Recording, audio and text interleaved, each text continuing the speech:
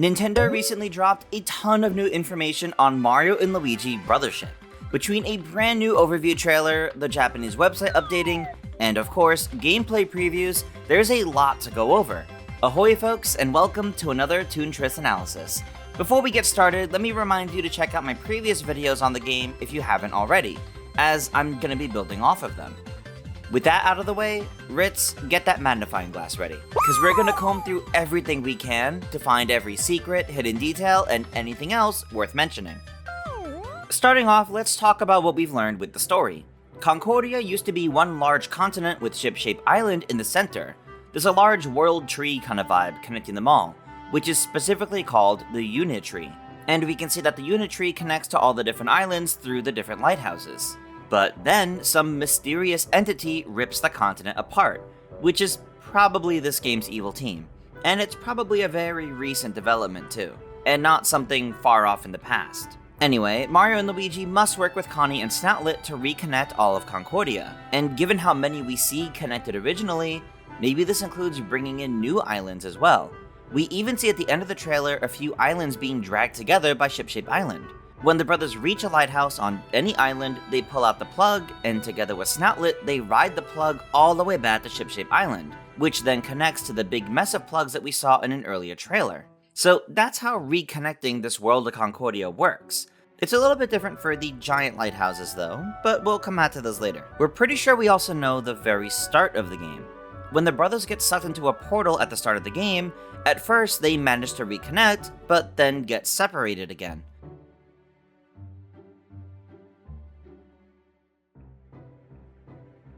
At some point, Mario wakes up in Concordia, with Ship-Shape Island nearby, and he makes a jump for it as it comes close, and he just barely misses, but Luigi catches him, because he's somehow already on the island. And once Mario makes it onto the island, Luigi cries and hugs Mario as the two are then reunited in this strange new land. And once on Ship-Shape Island, the brothers are tasked with reconnecting Concordia, and while doing so, it seems they can actually explore the islands in a pretty loose order. The Japanese website highlights that there may be some changes to the story depending on the order you actually do the islands in. And while I doubt it'll be anything major, we do see that the hammer shop on Ship-Shape Island can have a different shopkeeper depending on the order the islands were visited, being either make it or build it. So it'll be interesting to see what other changes come from decisions like this. Next, let's talk about the characters. First up is Connie, who we now know a little bit more about. She's described as a kind botanist, and she's also listed as the friendly caretaker of the Unit Tree, so it makes sense that she plays a big role on Ship-Shape Island, trying to reconnect Concordia.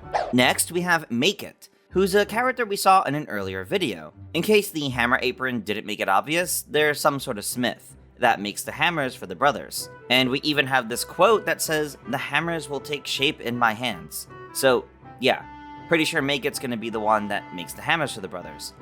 There's also Build It, who can craft gear from this shop, but as we mentioned a little bit earlier, either Make It or Build It can run this shop depending on who you find first. And that's pretty interesting, because if they end up playing any role in the story, it might be swapped depending on who you actually find first. Next, we have Spiralia, or Spiralia? I don't know. Anyway, this character is focused on beauty and lives on Twisty Island. There's a quest in the game where she must be brought to her shop through the forest, but she can't stand bugs. So the brothers have to carry her and bring her to the shop, making sure not to touch a single bug along the way. Next up we have Groove Master Diode, who is this red character dressed to dance that we talked about before, and he needs some special hair wax to be able to put on a show. After the brothers bring hair wax from Spiralia, Diode teaches the brothers a short dance in the rhythm game segment, which is honestly super cute. Next up we have Technicky, this engineered looking character that we've seen in earlier trailers. Apparently they designed an anti-evildoer security measure on Merry-Go Island. Next we have Issa Rock, or Issa Rock? Anyway, this character is on, or ends up on Ship-Shape Island, and they track rare reefs for the brothers to find while sailing. They also give rewards for reaching different milestones. The first reward, or perhaps the next reward that we see here, is for finding 7 reefs in total. Next we have the Idol Gang, whose name is officially revealed by Nintendo in this post, and we've seen this group quite a lot. but apparently they're actually just a group of kids who are eager to help, but aren't very good at it. Next, we have Princess Peach, and it seems like right after she gets rescued or found in this world, she's brought to Shipshape Island, but notably, she doesn't have the bandana on her arm here, so it's before she joins the Idol Gang, which probably happens not long after actually meeting them. And next up, we have Starlo. Despite what we thought from previous trailers, Starlo is indeed back in this game. We see her on Shipshape Island and paired with Princess Peach. So she's not actively on the adventure with the brothers. That's Snoutlet instead. Starlo's also in key art with Princess Peach in the Idol Gang. So maybe she's Peach's partner this time, instead of going on the adventure with the brothers. Moving on to Irene, who is seemingly the pink member of the Idol Gang. She seems to be entranced by Princess Peach when they first meet on Shipshape Island. Next up, we have some villains, and the main villain seems to be Zocket, who seems to be the leader of the Extension Corps. He even has his own flying castle at some point in the game. So could he be behind Concordia splitting up? If so, why? What benefit would he have to destroying the unit tree? I guess we'll have to see more story to get the answer to that one. Next, we have Bowser and his army. So, seemingly, Bowser's not actually on good terms with Mario and Luigi, despite previous discussion around this. He's first seen declaring that he's going to take over the world. And somehow, Bowser, his castle, and his minions have ended up in Concordia, which is not too surprising given the past games. But notably, Bowser seems to be a third party here. He's going against the Mario Brothers and against Zocket and the Extension Corps. It's a bit similar to Dream Team, though it's unknown if you'll end up teaming up with the villains here at some point. Also worth noting that Bowser could end up being the final boss again, as is Mario and Luigi series tradition. Also, I love this animation of him being surprised by the Mario Brothers. This is likely just before the clip from an earlier trailer with him talking to the brothers. And we also get a look at Bowser's army battling in the sky against Zocket's army. And it seems like Bowser's the one invading Zocket's flying castle in the sky. So it wouldn't surprise me if Bowser ends up taking over this castle. Moving on to Bowser Jr., who seems to be helping Bowser search for the Mario Brothers. One screenshot shows him ordering minions to put up wanted posters of the brothers. He can also be seen with Kamek in a clip in the overview trailer. And it seems like he's learning life lessons from Kamek, which should be interesting. Kamek's advice to Junior is, true allies are with you for life. So who's Kamek talking about? Has Junior made a new friend and he's unsure? Well, that brings us to the last character to talk about here, which is this young Concordian with a scarf and a knit hat. And according to the Japanese website, this character lives on an island that Bowser conquered and befriends Bowser Jr. So that also means that this clip that we see with Bowser Jr. takes place in some sort of ruined castle that's been taken over by Bowser. But how exactly Bowser Jr. befriends this Concordian is unknown, but I'm definitely curious to see how that develops throughout the game. Moving on to Overworld gameplay. One little detail we notice is that sometimes you can get dynamic camera angles during gameplay, and that's pretty cool. We also have confirmation that the game has side quests and a way to track and log them. We specifically see Build It or Make It having requests to make certain items, which then need certain materials, but not the same kind that are used for battle plugs. For example, we see that to craft the battle-ready gloves, you need 2 Rumbler Stones. So that means we can likely collect different materials on the adventure as well. But one of the biggest new elements of Overworld gameplay is the ability to sail the seas. Shipshape Island sails between different currents. You can set paths and can move between them. It kind of reminds me of the world navigation in The Legend of Zelda Spirit Tracks. There's a lot more we can figure out from this screen as well. There's a mission in the upper left, which is head to a desert island to find rocket materials. You can use the L and R buttons to zoom in and out, and the X button to enable faster sailing, which, obviously, allows you to sail even faster along the current. As you move the cursor, you can select different currents to move to. The path gets highlighted in yellow, unless just looping through a natural current. And in this specific scene, we can see that they're sailing through the currents in lush green sea.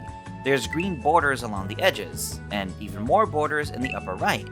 So, presumably, even the seas are divided into different sections. At any point while sailing, the brothers can look around through the telescope on Shipshape Island to spy nearby islands, and the overview trailer shows the discovery of Rumbler Island. But while the ship sails on its set path, the brothers can still run around the ship and different connected islands. So sailing the seas isn't restrictive at all. and it shouldn't impact any gameplay of the brothers actually exploring. In addition to the nearby islands, you can also find reefs while sailing. You seemingly can't visit them like the islands, but you do log them for Issa Rock to keep track of. The mysterious swirled reef is the 5th reef found according to these down here. There seems to be 20 in all, but is that in one sea or across the whole game? Well, seeing the rock formations and the reefs we see throughout the different glimpses of the seas that we get, I suspect there's 20 in all. But as a last detail about sailing the seas, while we know we can explore the islands in pretty much whatever order we want, I'm pretty sure there's still a sort of world division. Remember these borders that I just pointed out? Well, I think that ties into larger lighthouses. At one point in the trailer, we see Connie lighting up one of the larger lighthouses with her magic, and it's different from the smaller ones where the brothers just ride the plug back. So maybe this one is the giant lighthouse we see in the key art, and maybe this is how the world is divided. Since we see a specific sea to sail around, maybe in that area is one large lighthouse, surrounded by a bunch of smaller floating islands in the sea. So within this specific border is one big lighthouse that Connie needs to light up, while with the smaller ones, we just see the brothers ride the connection back to Shipshape Island. But let's talk a bit more about these different islands and locations, as we know a lot more of them now, as well as we know even more about ones we saw before. First up is Rainforest Island. Shocker, it seems to be a rainforest kind of location. We can see a bunch of red and green coins for the brothers to collect, so maybe the two need to separate and players need to press the A and B buttons with good timing to collect all the tokens. There's also event blocks, orange ones down here and purple ones a little further up. Maybe they affect these nearby vines. And there's large vines that seem to be blocking the way, but they don't look to be connected to the ground. So maybe the brothers can pass under them with an ability, or maybe they need to be moved. There's also a large switch on the ground up here on the left, but what could pressing this do?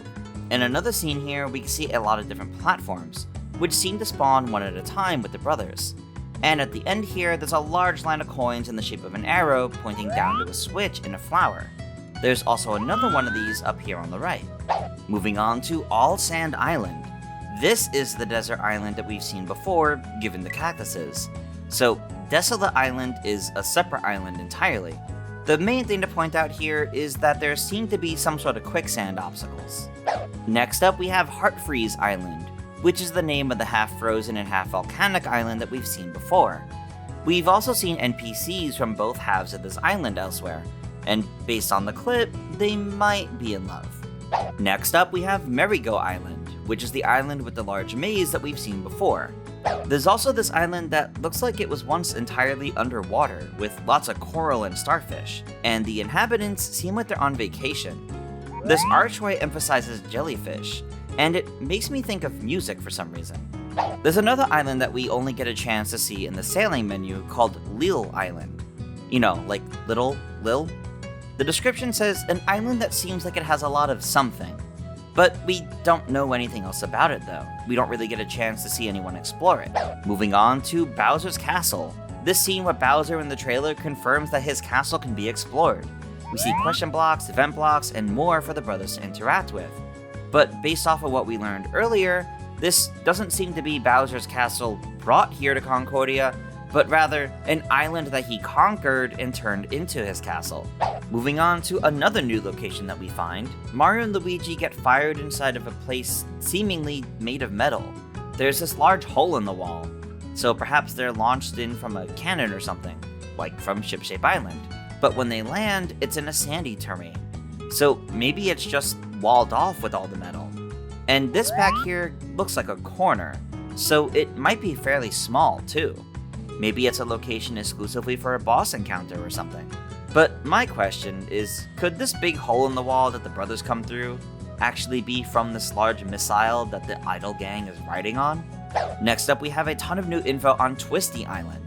We can see the Mario Brothers take a guided tour of the island. The Twist and Sprout needs to grow to become a platform to reach the lighthouse. It was believed to have been reduced to a sapling due to the world splitting up, but the sapling reacts to singing and dancing. So that's why the Mario Brothers have to help Groove Master Diode and dance with him. We also see a warp pipe block by Spiralia's shop, which connects to the warp pipe back in the main plaza by the dancers. And we also get a look at the full map of Twisty Island. The European website shows us even more. There's Floral Island, which is the island filled with those bouncy flowers we keep seeing, Scorching Island, which is a fire and lava filled island, and Slip and Glide Island, which is a completely frozen and snowy island. There's a large ice cream sculpture here in the center, which is a landmark, even advertised with nearby signs and flags. There's also a little snow bunny down here on the left. We can make out a save block, healing block, and a warp pipe block all together up here. But the big detail here are the NPCs. With the exception of the shopkeeper, all of the NPCs here are discolored, glowing with a dark purple energy. I'm not sure if they're going to be enemies necessarily, but they may be antagonistic to the brothers. Maybe they're being controlled by Zaket or something? Finally, in terms of the islands, the Japanese website notes that islands will change a bit after being reconnected to Shipshape Island, so there's even reason to revisit each island. We see that closed-up flower bulbs are opened up when powered by Shipshape Island, which means that new paths likely open up, and most likely, new shortcuts as well. Moving on, let's talk a bit about the pause menu, because we see quite a lot of it. There's different options for sub-menus down on the left here. There's the adventure log, where you can also view your progress on different challenges, items, gear, the ability to create plugs, the ability to set plugs, viewing stats, and the settings and guide. You can also see your connectar and coin counter down here, just above the brothers, which shows their HP and levels. 2/3 of the screen to the right, though, is focused on the map. Save blocks, shops, warp pipes, and more all show up on the map, and sprite bulbs show up too. And in the lower left, we can see what must be a list of all sprite bulb nests to find on the island. Merry-Go Island has 9 in total, and up top the current objective is displayed. It seems that Peach has been sighted on Merry-Go Island, but are we looking for her on every island we visit? Or is that just this one in particular? We also see the pause menu on Twisty Island, where we can see that there are 23 sprite bulbs to find here. Next up, let's talk about the Luigi logic. Luigi can separate away from Mario to help solve puzzles, with different kinds of solutions depending on the situation. With this barrel, for example, much like in Superstar Saga, Luigi gets in the barrel for Mario to stand on. In this case, Mario uses it to sneak around stealthily, avoiding the detection of these NPCs. We also see Luigi use it to push through a gate, so he can hit the L block on the other side to open the gate, which honestly is just kind of ridiculous, but it's pretty funny. You can also press the L button to do some other little activities, like plucking nearby plants or chasing after the sprite bulbs that reward materials called Connectar. To close out our Overworld gameplay section, let's talk about the bros moves. Of course, we have the UFO spin jump, which we've seen before, but it's cute to see the brothers holding each other like a little tango dance before they actually spin. Presumably, this is the first bros move that you get in the game. We also have the bros ball, which is back from Partners in Time. The brothers roll up into a ball and spin around. They can enter into holes or horizontal pipes. And we also see it used to move between rails to collect music notes, much like in the 3D games, like in Galaxy, needing to collect all the music notes for a reward. And it seems that the bros ball can also roll on quicksand, which I don't really get personally, but it's an interesting choice. And the last bros move that we see are the fire and ice flowers, where Mario uses fire and Luigi uses ice. Fire can melt ice, and ice can cool lava. It really works to complement Heart Freeze Island, which is probably where the brothers actually learned this ability. We even see a screenshot on the European website that shows the brothers gaining the fire and ice flowers. It looks to be in the intersection between both sides of Heart Freeze Island, in some sort of shrine. 2 different men are depicted on each side as statues, with light bulbs inserted into them, which might be a puzzle the bros need to do. Collect both light bulbs and place them in the shrine, to then be rewarded with the bros move. Alright, let's move into battle. Starting off with leveling up. Ranks are once again back like in the more recent previous entries. The shell rank is level 8, the boomerang rank is level 15, the flower rank is at level 22, and then after that is the leaf rank and the star rank. While there may not be a rank up bonus for anything higher than star, there may still be a shine or rainbow rank like in the past games. When rank up bonuses get claimed, they get marked with a little snoutlet stamp. And when leveling up like in Paper Jam, there's no longer the option to add bonus points to one of the stats, which I'm a little disappointed by, but that's alright. Moving on, let's talk about the bros attacks. Mario has the red shell, which costs 4 BP. where you kick a red shell back and forth between Mario and Luigi to target one enemy. We've seen this one before, but it's good to have even more details. His next one is called Hatch Me If You Can, which costs 7 BP, and it seems to be a Yoshi egg, so maybe we'll finally see Yoshi involved in a Bros attack. Unfortunately, we don't see it in action at all though. His next one is this Bomb Derby-like attack, which costs 10 BP to use. It works nearly identically to Bomb Derby from Dream Team and Paper Jam, with Luigi holding a stack of bombs. Players must flick the left stick to send bombs to Mario, and Mario has to hit them with A. But unlike before, the final attack is now a larger bomb that sends out rockets to hit all enemies. So basically, it's Bomb Derby, but a little bit more flashy. And the next Bros attack we see from Mario is this special clock, which costs 12 BP to use. Time freezes, and the Mario Brothers run in to attack all enemies with their hammers. Players must hit the A and B buttons with good timing, and the final strike is done with the X button for both brothers to hammer at once. This attack is insane, and it looks like something out of an anime. It's just really cool. But next we have Luigi's Brothers attacks, starting off with the green shell, which we've talked about extensively before, and the Zapparator, which we also discussed in previous videos, but now we know the official name. The next one is the Jump Helmet, which costs 9 BP to use, and it looks just like the Jump Helmet from Bowser's Inside Story, where Luigi puts the helmet on his head and has to move around to line up with Mario's jumps. Maybe it works a little bit differently here in this game. Unfortunately, we don't get to see it in action. Luigi's next Bros attack is the Yoo-Hoo Cannon, which costs 12 BP to use, and it looks to be the Yoo-Hoo Cannon from Bowser's Inside Story, where the Mario Brothers get hidden in barrels and you must remember which brother is in the barrel that's about to fire. Like the Jump Helmet, we don't see this one in action, so it's hard to say if it works any differently here or not. And then there's also this new attack involving the Fire and Ice Flowers in a large tornado, which costs 14 BP. The brothers need to add Fire and Ice throughout the tornado, and then they need to move the tornado with the left stick and mash the X button to keep it active, which also seems pretty intense. So in previous Mario and Luigi games, both brothers had 5 Bros attacks to choose from, making for 10 in total. So far, we've seen 5 for Luigi, but only 4 for Mario. So there should be at least one more Bros attack that we haven't seen yet.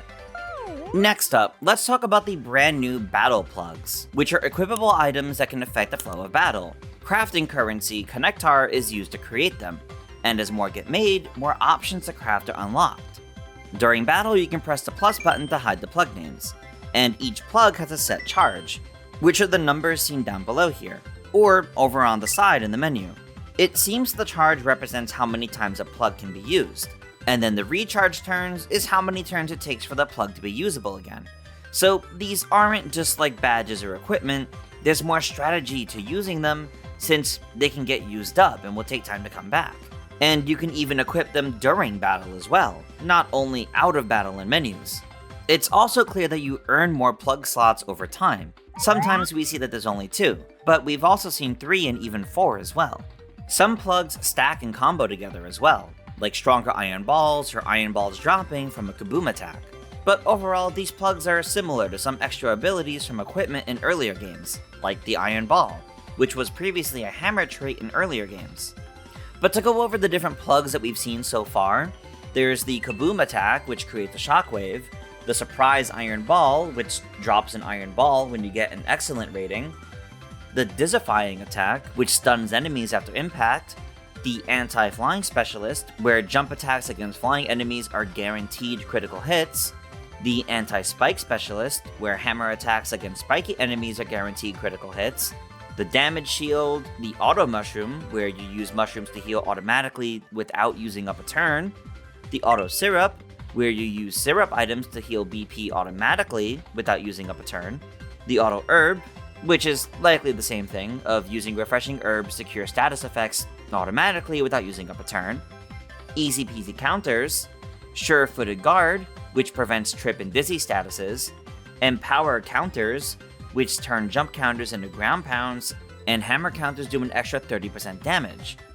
There's also the Auto 1-Up, which likely automatically uses the 1-Up mushroom if her brother gets downed without using up a turn, some sort of fireball plug that applies burn to enemies when attacked, a plug that recycles items, meaning you immediately get back an item after using it, and Anti-Army Specialist, which likely deals more damage to enemies in Bowser's army. Maybe Zocket's army too. I'm sure this is just a small amount of the overall plugs in the game though, and I'm looking forward to seeing just how many there are, because these really might change things up a lot, and they look pretty fun. Next up, let's talk about Luigi Logic again, but this time in battle, because it comes into play during battles as well, even getting its own special block. Specifically, it seems to come up during boss battles as an extra mechanic. With the large plant boss, we see Luigi start swinging the boss by the tongue, Mario 64 style, to then throw it into the twister in the background. We also see it used against Sharp Cask the Metal Barrel, where Luigi moves a large lever left and right to move the boss, and the goal is to drop metal boxes on its head. I'm pretty curious to see what kind of Luigi Logic will show up during other boss battles, especially if it comes up during the final boss as well, because that's sure to be Luigi's biggest and brightest idea yet. Next, let's take a look at a bunch of different enemies that we've seen in the game so far. There are these guard arms, Sorobors, which we've seen before, but now we get to see it attack, and we also see them in an angry state. Red enemies tied to Zocket that use an audio jack like a sword, blue enemies tied to Zocket that look to attack with melee punches, small orange drill-based enemies that can burrow, which also have pink versions, Snaptors, which are these red birds that we've seen before that have springs for necks, and apparently they attack by extending their necks at foes. These chameleon enemies that we've seen before march towards their enemies and turn invisible. This enemy is called the Big Spikely, and there are small ones as well, which I imagine are just called Spikelies. We also get another look at these big watery creatures in the desert with the showerhead antenna. Honestly, they're still pretty strange, but definitely feel like Mario and Luigi enemies. We also have these volcano enemies that look just like the Magmads from Dream Team, as well as icy versions called Ice Heads, and these skeleton shark enemies in the desert, which seem like the shark bones from Superstar Saga. And then these are definitely Capnaps, returning from Dream Team, with the blue versions as well. So it seems like we have a bunch of returning enemies from different Mario and Luigi games as well, and that's pretty exciting. We also have these pink flying enemies with sniffet-like snouts, punching bag-like enemies with boxing gloves, a totem pole-like enemy that behaves pretty similarly to a Pokey, sending its segments out to attack the brothers, and of course, plenty of iconic enemies in Bowser's army. Goombas, Koopa Troopas, Hammer Bros, Fire Bros, maybe a Boomerang Bro grouped with the other two right here, Bombs, Koopa Paratroopas, and Spikes.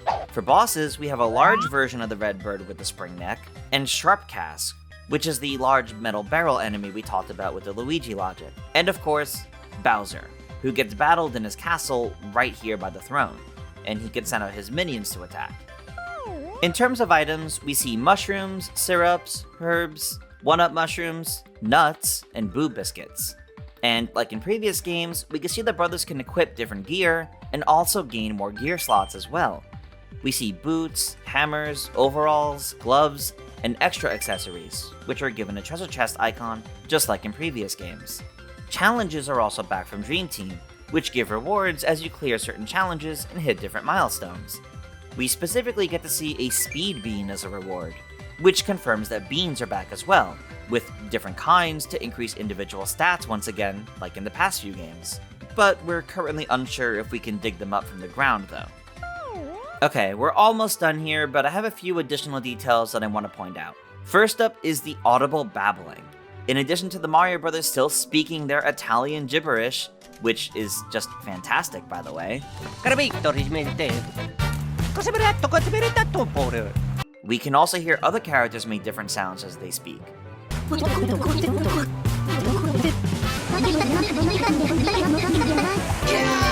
During loading screens, Snoutlet provides little tips in the upper left corner, called Snoutlet School. And that's pretty charming. But speaking of charming, we've got a ton of cute little animations here, like Luigi enjoying himself with a drink and some food, Luigi sleeping when the Idol Gang do their pose, Luigi's level up animation seemingly being the same one from Dream Team, Snoutlet hiding in Luigi's hat, and this adorable little dance that Mario and Luigi do after reconnecting this lighthouse.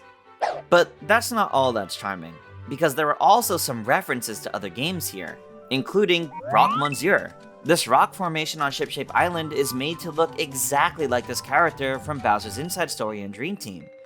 It's hard to say if Brock Monsieur will actually appear in the game, or if it's only this reference. There is an artist standing nearby though, so maybe this artist makes art to reference characters from other Mario and Luigi games. Maybe we can get a Fawful rock formation? But my personal favorite one here are the Shroobs. While Mario and Luigi are exploring this island, if we look at the mini-map of the surrounding areas, there's a nearby rock formation of a Shroob, which is huge, and really exciting to get a reference to them.